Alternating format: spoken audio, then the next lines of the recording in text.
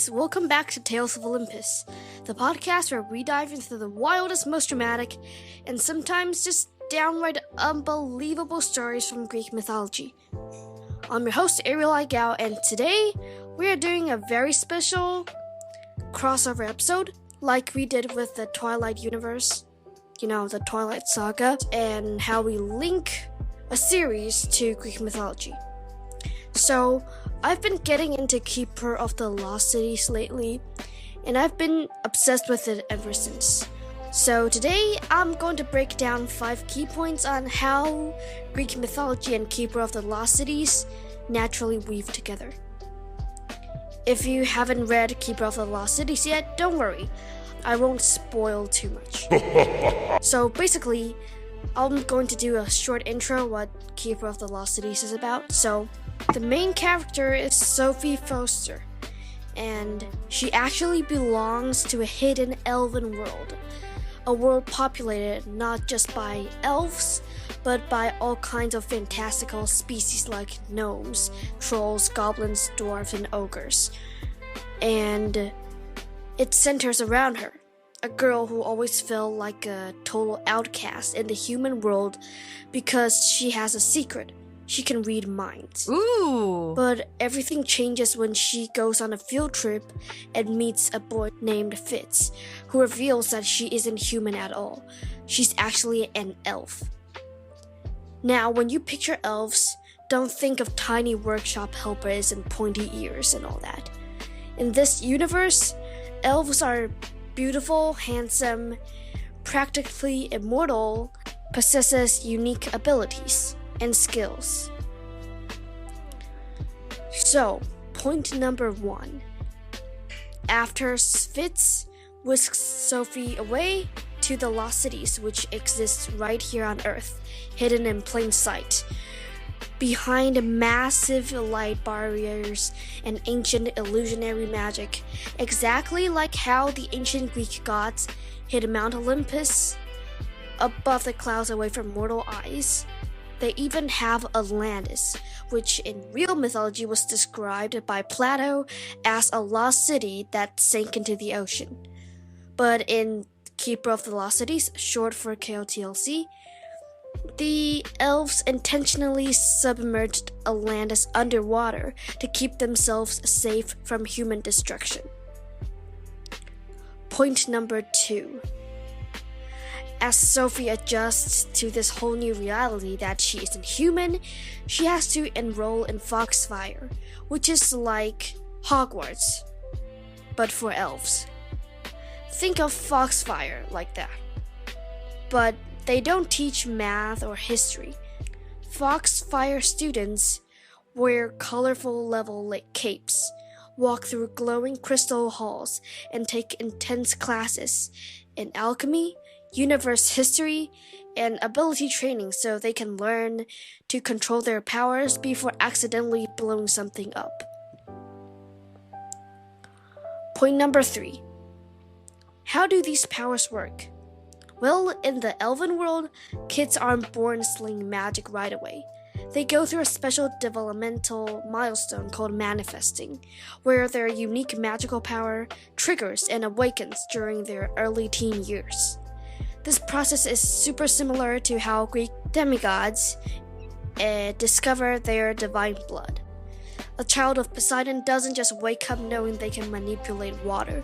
It usually manifests during a moment of stress or growth. And when an elf manifests, they usually get just one ability, like being a hydrokinetic who can bend water, which is pure Poseidon energy, by the way, or a pyrokinetic who can summon destructive fire like Hephaestus or Helios.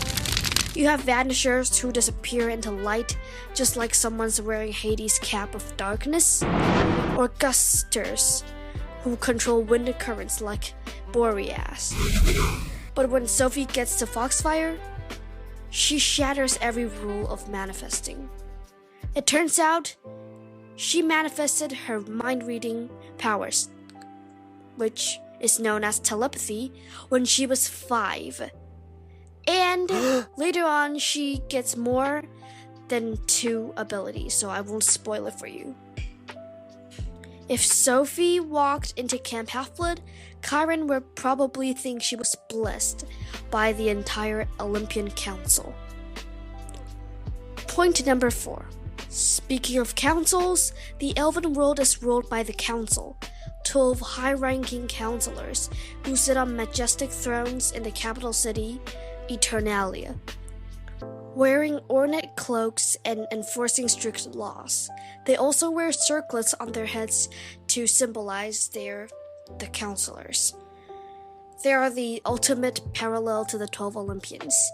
Just like Zeus and the Greek gods, were often slow to act and super stubborn about their rules, and constantly in denial about Kronos or the Titans rising in the Percy Jackson series, the Elvin Council constantly tries to sweep danger under the rug, refusing to acknowledge the threat of a dark villain group called the Never Seen until it's almost too late.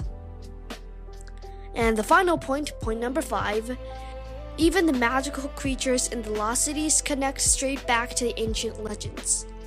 Sophie forms a deep bond with Silveny, a rare winged horse with a unicorn horn called an alicorn. Silveny carries the incredible legacy of Pegasus, the original winged horse born from Medusa and Poseidon.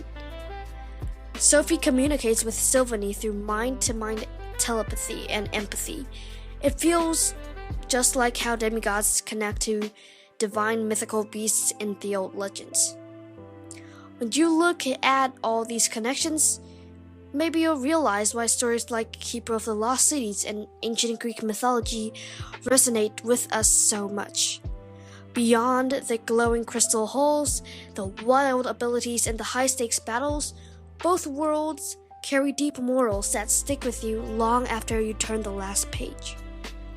They remind us that being different isn't a curse. It's often where your true strength lies. Just like heroes in myth, who felt out of place before discovering their origins, Sophie had to embrace everything that made her unusual to find where she truly belonged. Both stories teach us that power alone doesn't define a hero. It's courage, loyalty to your friends, standing up against flawed authority, and using whatever gifts, whatever powers you have to protect your world, to protect your family, your friends, that make a real difference. So I would recommend reading Keeper of the Lost Cities if you haven't already. And if you loved magical adventures like Percy Jackson or Harry Potter, you are going to be absolutely obsessed with this series. Trust me, I love it so much, and I'm definitely not being paid to say any of this. I genuinely love this series, and okay, that's the end of today's episode. Next episode, we'll be discussing some Roman myths and comparing them to Greek myths and how these myths have evolved over time. So, also, don't forget to check out Keeper of the Lost Cities and join me on this adventure with Sophie, Keith, Fitz, and many more. So, okay. As always, my name is Ariel. I'm 11 years old, and I'll see you next episode. Bye!